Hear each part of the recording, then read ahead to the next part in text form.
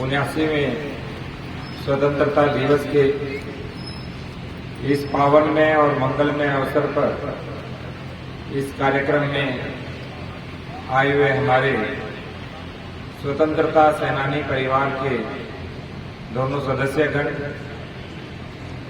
हमारे मुख्य विकास अधिकारी एडीएम साहब, सिटी मजिस्ट्रेट साहब,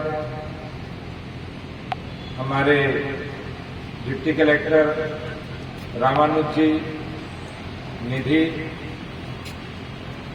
यहाँ बैठे हुए हमारे सभी संभल परिवार के सभी अधिकारीगण, कर्मचारीगण, मीडिया बंधुओं और इस कार्यक्रम को सांस्कृतिक रूप दे रहे और हमारी भविष्य की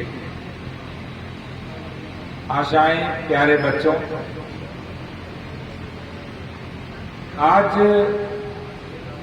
का जो दिन है वो दो बातें हमें स्मरण कराता है। एक, वो अमर बलिदानी क्यों चले गए और किस तरह से उन्होंने हमें स्वतंत्रता दिलाई। दूसरा, उनके सपने क्या थे, उनकी आशाएं क्या थी। अपने लिए तो बिल्कुल नहीं थी, नहीं तो बलिदान नहीं होते, लेकिन इस भारत राष्ट्र के लिए अपने आसपास के पूरे परिवेश के लिए उनके कुछ सपने थे, जिनको हमने 15 अगस्त 1947 को जब हमारा देश स्वतंत्र हुआ तब देखा। क्या हम उन सपनों को साकारित कर पा रहे हैं या नहीं कर पा रहे हैं। सभी ने अपने भाषणों में, उद्बोधनों में इन बातों को इंगित किया, संकेत किया। तो तभी मेरे मन में आया कि समस्याओं का मूल क्या है। समस्याओं का मूल स्वतंत्र शब्द में ही छिपा हुआ है। स्वतंत्र अर्थात अपना तंत्र, स्वतंत्र अर्थात इस भारत की व्यवस्था, स्वतंत्र अर्थात हम सब का अपना अपना कार्य, अपना अपना कर्तव्य, इसे हम कहते हैं स्वतंत्रता। भारत क्या है? जब हम इसे संधि विच्छेद करते हैं तो भा में रत अर्थात जो प्रकाश की पूजा करता है, जो ज्ञान को सर्वोच्च मानता है और जो सभी को स्व अर्थात अपना समझता है, वो है भारत।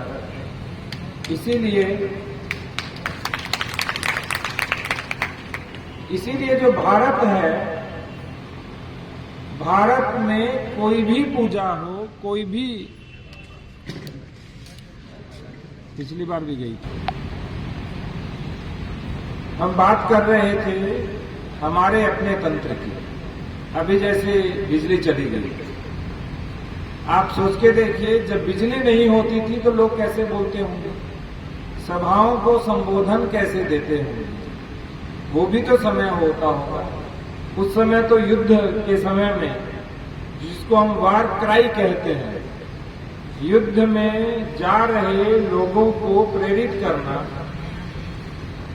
तो हमारी इंद्रियों में, हमारे वाक में इतनी शक्ति होती होगी कि हम सहस्त्रों लोगों को एक साथ संबोधन कर सकते थे। लेकिन हमने अपने कर्णों को कर दिया निष्क्रिय। कर्ण कौन कौन से हैं? हमारी ज्ञानेंद्रियां और कर्मेंद्रियां। और ये जो उपकरण हैं, इनको कर दिया सक्रिय। तो पूरी तरह से हम इसके ऊपर निर्भर हो गए। आज किसी का साहस भी नहीं होता कि मैं 200, 400, 500 लोगों को उद्बोधन बिना माइक के दे दूं। क्यों हुआ ऐसा? क्योंकि हम स्वयं के तंत्र में नहीं हैं। अभी जब मैं बात कर रहा था, जब व्यक्ति को ज्ञान हो जाता है कि सारे लोग मेरे हैं, वसुधैव कुटुंबकम, जो हमारी संसद के प्रवेश द्वार पे लिखा हुआ है, महोपनिषद के 4 अध्याय का वाक्य, अयम निजय परो वेति गणना लघु चेतसाम उदार चरिता नाम तो वसुधैव कुटुंबकम, यत्र एक भवति एक नीडम, कि पूरा विश्व ही घोंसला है और उसी घोंसले का ही मैं एक पक्षी हूं। सर्वे भवन्तु सुखिनः, सारे प्रसन्न रहें। जब सारे प्रसन्न रहेंगे उसमें मैं तो अपने आप ही आ जाता हूं। इसी तरह से श्रीमद् भगवद गीता में लिखा हुआ है, यत्तः प्रवृत्तिर्भूतानां येन सर्वमिदं ततं स्वकर्मणा तमभ्यर्च्य सिद्धिं विन्दति मानवः। स्वकर्मणा तमभ्यर्च्य, यदि हमने अपने कर्म से, अपने कर्तव्यों से थोड़ा सा भी पूजन कर लिया, जिसको हम कर्म योग कहते हैं, जिसको माननीय प्रधानमंत्री जी कर्म योग कहते हैं, तो समझ लीजिए आप सभी के अधिकार अपने आप आने शुरू हो जाएंगे।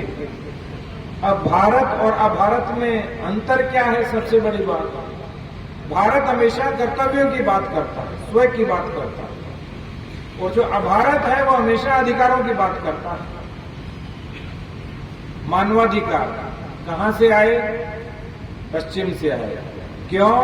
क्योंकि वहां पे एक ही श्रेष्ठ था, बाकी सब कनिष्ठ या निम्न थे, और उन सभी को अधिकार देने की बात यहां पे आई। पहले उन्होंने यहां पर वो दोष और दूषण फैलाए और उसके बाद हमको अधिकारों का ज्ञान देने लगे। हम तो पंच यज्ञ की संस्कृति थे, हम त्रिऋण की संस्कृति है, जहां पर हमेशा देना प्रथम होता है, लेना बाद में होता है। और आजकल क्या हुआ? सब कुछ लेना, देना कुछ भी नहीं। सारी समस्याओं की जड़ ये है। जब हम कर्तव्य से पहले अधिकार मांगने लगते हैं, तब समस्याएं पैदा होती हैं। आप सोच के देखिए, आप सभी लोग अपना अपना कर्तव्य पूर्ण करने लग जाए कि भाई मेरा जो काम है मैं 100% करूंगा, चाहे कुछ भी हो जाए, तो अधिकार स्वतः आ जाएंगे। इसीलिए हमारे यहाँ मोक्ष की परिकल्पना नहीं थी, हमारे यहाँ था धर्म, अर्थात कर्तव्य पर आधारित काम और मोक्ष, वो काम और अर्थ, अर्थात अर्थार्जन करना और अपनी इच्छाओं की पूर्ति करना। यदि ये तीनों बातें एक साथ रही तो मोक्ष स्वतः मिल जाएगा। मोक्ष को मांगने की आवश्यकता नहीं बनेगी, भाई मैं मोक्ष के लिए गमन करूंगा। हाँ, एक आयु काल अवश्य था कि 75 वर्ष की आयु के बाद आपको मोक्ष के लिए, अपने आप के संन्यास के लिए गमन करना चाहिए, किंतु वो स्वाभाविक था, वो हमारा स्वभाव था।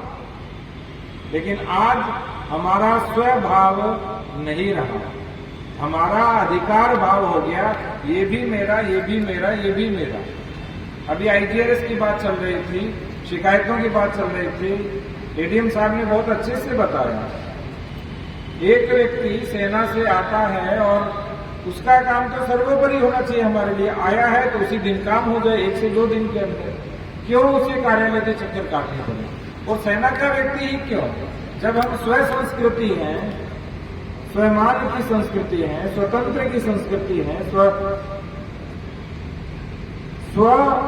के ऊपर आधारित संस्कृति है, तो क्यों किसी को दूसरा माने? वो हमारा अपना है, उसका कार्य हम प्राथमिकता के साथ करेंगे। मैं तो बहुत सरल बात कहता हूं, आप बस छोटा सा चिंतन कर लीजिए कि आपके स्थान पे यदि उसका चयन हो जाता और आपके स्थान पे वो बैठा होता तो आपकी स्थिति क्या होती? बस ये चिंतन कर लीजिए, अपने आप आपके स्वभाव में परिवर्तन आना आरंभ हो जाएगा। अभी पर्यावरण की बात चली, हमें पर्यावरण पे काम करने नहीं है, ना स्वच्छता पे काम करने की आवश्यकता है, हमें केवल भारत के स्वभाव को जानना है। और भारत का स्वभाव क्या है? सुबह उठते ही प्रकृति के साथ जीना और शयन करते समय प्रकृति के साथ ही शयन करना। कैसे? 8-9 बजे 10 बजे तक सो जाना। गांव का व्यक्ति 8 बजे सोता है, थोड़ा बुजुर्ग हैं या शहर में रहते हैं वो 9 बजे सो जाते हैं और सामान्य रूप से 10 बजे सो जाते हैं। और सुबह 4 बजे उठे, 4:30 बजे उठे, उठ के तुरंत स्नान किया, बाहर जाना ही नहीं। और बाहर जाकर के चींटी को, पक्षी को, सारे पेड़ पौधों को, तुलसी माता को, अश्वत्थ वृक्ष को इत्यादि को जल देना, सूर्य भगवान को अभिषेक करना, शिवाभिषेक करना प्रतिदिन। अपने आप क्या है? हम प्रकृति की ही पूजा कर रहे हैं।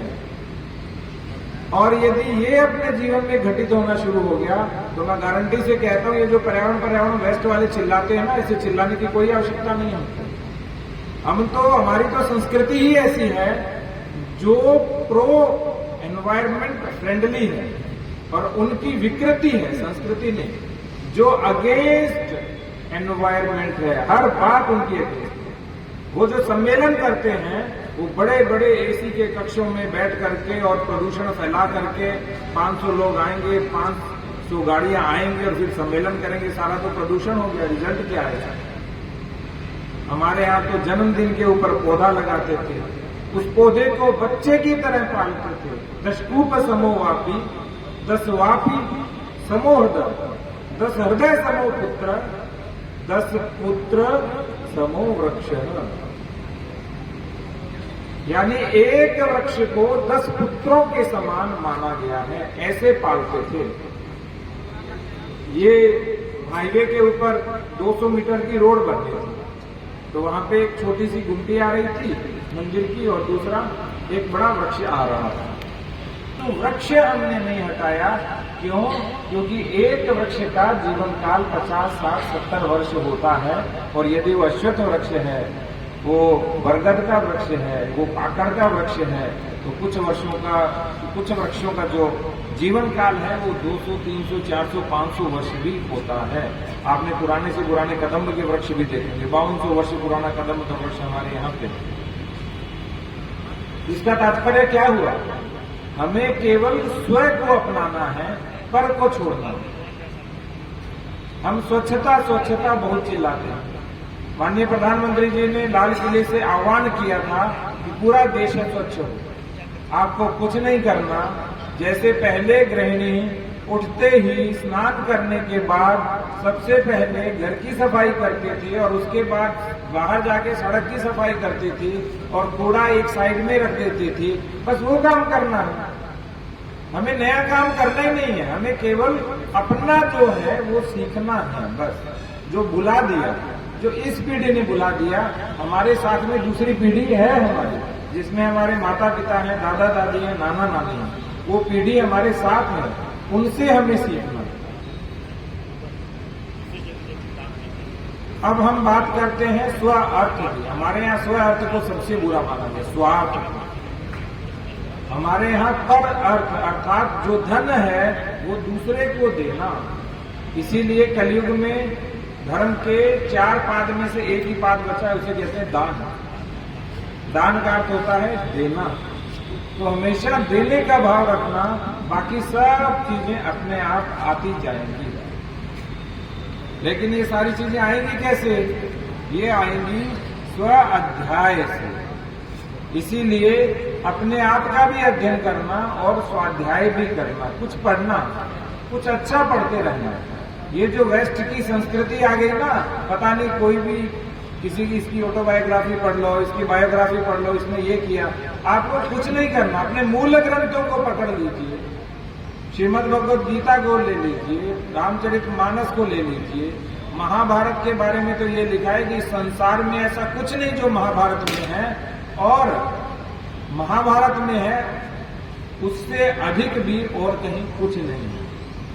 उसमें हर संबंध, हर जीवन का अंग दिया हुआ है। हम क्यों नहीं पढ़ते हैं? अपने ग्रंथ हम नहीं पढ़ते हैं, अपनी संस्कृति हम नहीं अपनाते हैं और फिर दुखी होते रहते हैं। अभी संयुक्त परिवार की बात हुई, भारत में मानी गई 3 बातें, कोई किसी को स्मरण में नहीं है। भारत में समाज की सबसे छोटी इकाई व्यक्ति नहीं था। ये जो व्यक्तिवाद है ये पश्चिम की देन है, जहां पर 18 वर्ष का बच्चा होते ही अकेला रहना शुरू कर देता है और पति हर वर्ष अपनी पत्नी परिवर्तित कर देता है। वहां 67% है डाइवोर्स का रेट। और सोचिए हमारे यहाँ अभी भी डाइवोर्स का रेट 1% से कम है और हमारा समाज त्राहिमाम कर रहा है। क्यों? क्योंकि हमारी संस्कृति में शब्द ही नहीं है। हमने तो 2 शब्दों को जोड़ करके बनाया। हमारे यहाँ तो 7 जन्म की संस्कृति थी। एक बार मिले तो भैया 7 जन्म तक छोड़ेंगे नहीं है। इसका कारण क्या है? हमने व्यक्तिवाद अपनाया, लेकिन भारत की जो समाज की सबसे छोटी इकाई थी, जिसे हम कुटुंब कहते हैं, जिसे परिवार कहते हैं, अंग्रेजी में फैमिली कहते हैं, उसको हमने छोड़ दिया, त्याग दिया। आज जितने भी शिकायत के प्रकरण आते हैं उसमें से 90% कह रहा हूं, और वो भी जोर देके कह रहा हूं, 90% केवल परिवार के और पड़ोसी के और गांव वाले के होते हैं, बाकी किसी के नहीं होते। नहीं तो हमारी संस्कृति क्या थी? गांव की बहन बेटी पूरे एक किसी व्यक्ति की बहन या बेटी पूरे गांव की बहन बेटी। और अभी क्या हुआ? अभी उसी गांव के अंदर उच्छृंखलता है, उसी गांव के अंदर 2 लड़का लड़की भाग रहे हैं, फिर माता पिता आते हैं पीछे। तो समस्या और कहीं नहीं, समस्या केवल स्व में है। स्वतंत्र, अपना तंत्र लेके आना। भारत में अर्थव्यवस्था की सबसे छोटी इकाई ग्राम थी। अभी हमने क्या किया? बड़े बड़े उद्योग स्थापित कर दिए। बेचारा जो श्रमिक है वो पलायन कर रहा है। अच्छा भला किसान था, अच्छा भला अपने व्यवसाय का स्वामी था, उसको हमने नौकर बना दिया, उसको हमने श्रमिक बना दिया। और हम गर्व करते हैं कि मैं शहर में रहता हूं। कहां रहते हो? झुग्गी झोंपड़ी में रहते हो। शहर गांव की तरह आलीशान आवास किसी का नहीं है, पता है आपको? जो भी आपके कहते हैं ना हम शहर में रहते हैं, जाके देखा 2 BHK में रहते हैं। जैसे जेल हो छोटी सी, बाहर प्रदूषण है, AQI जो इंडेक्स है वो 100 से अधिक है, पानी ढंग का मिलता नहीं, सारा RO का पीते हैं, सारे न्यूट्रिशन उसमें निकल जाते हैं। और 2 कमरों में रहते हैं, कोई अतिथि आ गए तो हाथ जोड़ लेते हैं कि भाई हमारे पास तो जगह ही नहीं है। और मैं शहर में रहता हूं, शर्म भी नहीं आती कहते हुए। वो भी गांव वाले व्यक्ति को कह रहा है, जो व्यक्ति कहां रह रहा है? प्रकृति के बीच, बड़े घर के बीच, खेतों के बीच, कल्याणों के बीच रह रहा है और शुद्ध हवा ले रहा है, शुद्ध जल पी रहा है। और कोई भी अतिथि आए उसके यहाँ कोई समस्या नहीं, चलो भैया छत पे 4 पैर लगाओ, सो जाओ। कितने? 50 सो जाओ, भोजन 50 का बन जाएगा। ये संस्कृति किसकी थी? स्वयं की संस्कृति थी। हमारे यहाँ अर्बनाइजेशन का कल्चर नहीं था। हमारे यहाँ गांव की ओर लौटो था। व्यक्ति रिटायर होकर के व्यक्ति अपने जीवन के अंत समय में गांव की ओर लौटता था, यदि कभी त्रुटिपूर्वक या धन कमाने के लिए शहर चला भी गया। अभी कहाँ है? गांव से संपर्क किया नहीं, परिवार रहा नहीं, बच्चे 1-2 हैं तो वहीं बेचारा सड़ के उसकी मृत्यु हो जाती है। मुंबई की एक बड़ी पीड़ादायक घटना, जिसमें एक वृद्ध माता की मृत्यु हुई और 3-4 दिन के बाद सबको पता लगा और उसका पुत्र भी नहीं आया। ऐसी जो कारुण गाथाएं हैं, ये भारत की गाथा नहीं है, ये पश्चिम की गाथाएं हैं, ये यूरो अमेरिकी संस्कृति की गाथाएं हैं।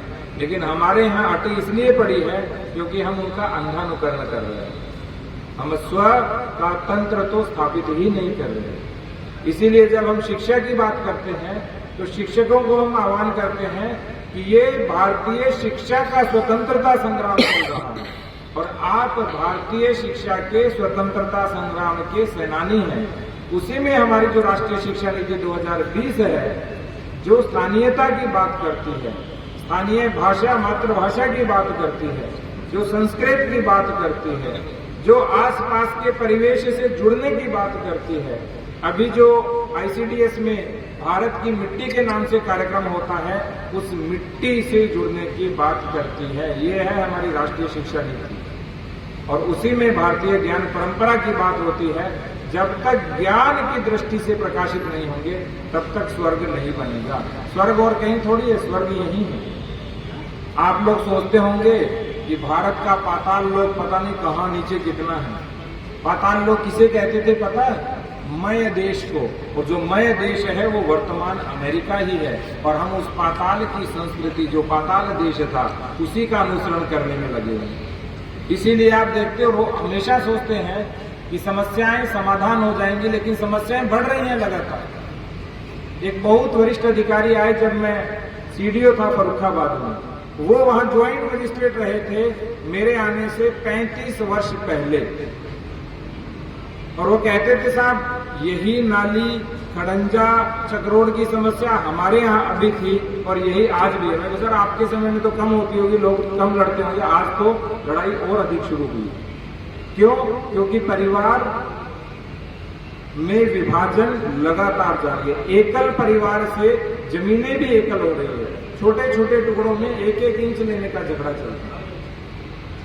लेकिन वास्तविकता ये है कि उसी गांव के अंदर जो ज्वाइंट फैमिली का परिवार है वो कभी नहीं लड़ता है। बढ़िया एक आदमी कमाने गया हुआ है, 2-3 खेती संभाल रहे हैं और सब आराम से रह रहे हैं। और उसी परिवार में जो अलग हो गया है, एक दूसरे से मतभेद हो गए और उनको मनभेद का रूप दे दिया और अभी संघर्ष चल रहा है, वो सारे कोर्ट कचहरी में जाते हैं। हमारे यहाँ तो कोर्ट कचहरी में जाना पाप माना जाता था, समझौते पंची कर देते थे कि कोर्ट कचहरी नहीं जाना। लेकिन अभी क्या है, कोई भी छोटी से छोटी समस्या है उसका समाधान अपने पास, अपनी संस्कृति में नहीं खोजना। तो जो बात चल रही थी वो है साइक्लिक प्रोसेस की। यदि भारत को समाधान चाहिए तो भारत को अपने पास लौटना होगा। भारत की संस्कृति साइक्लिक है। हम भगवान के पास से आए हैं तो पुनः भगवान के पास ही जाएंगे। ऐसे कर्म करें कि हम भगवान के पास जाएं, नहीं तो फिर इधर उधर भटकते रहेंगे। इसी तरह से हम जहां से आए हैं उनकी जड़ों को, उस स्थान को, उस गांव को, अपनी जन्म भूमि को भी सींचें और कर्म भूमि को भी सींचें। ये भाव हमारा होना चाहिए। बातें बहुत हैं लेकिन समय कम है, क्योंकि अभी 10 बजे माननीय मंत्री महोदय का कार्यक्रम है। तो अंतिम 2 बात मैं आपको कहूंगा। एक, जो हमने डीपीएमयू की स्थापना की है, जिसके सभी सदस्य हमारे सामने बैठे हैं, आप अहरनिश सेवा मही के भाव से सुबह से लेकर रात्रि तक काम करते रहते हैं। इसी डीपीएमयू का ही एक पार्ट है हमारा आईजीआरएस वाला जो विंग है पूरा, वो भी इसी के ही पार्ट मानते हैं। वो भी दिन रात काम करता रहता है। आप सभी अधिकारीगण को, कर्मचारीगण को इनका सहयोग करना है और इनकी ओर भी देखना है। ये कोई पत्थर के नहीं बने हुए या लोहे के नहीं बने हुए कि सुबह से रात तक आपकी प्रतीक्षा करें। जो भी समस्या है 3-4 दिन पहले निस्तारण करिए। जैसे ही डीपीएमयू में बुलाया जाए वैसे उसका पालना की जाए तो हम अवश्य से देश में, प्रदेश में नंबर 1 बनेंगे। और अभी एक और विषय है, वो है दिव्यांग का।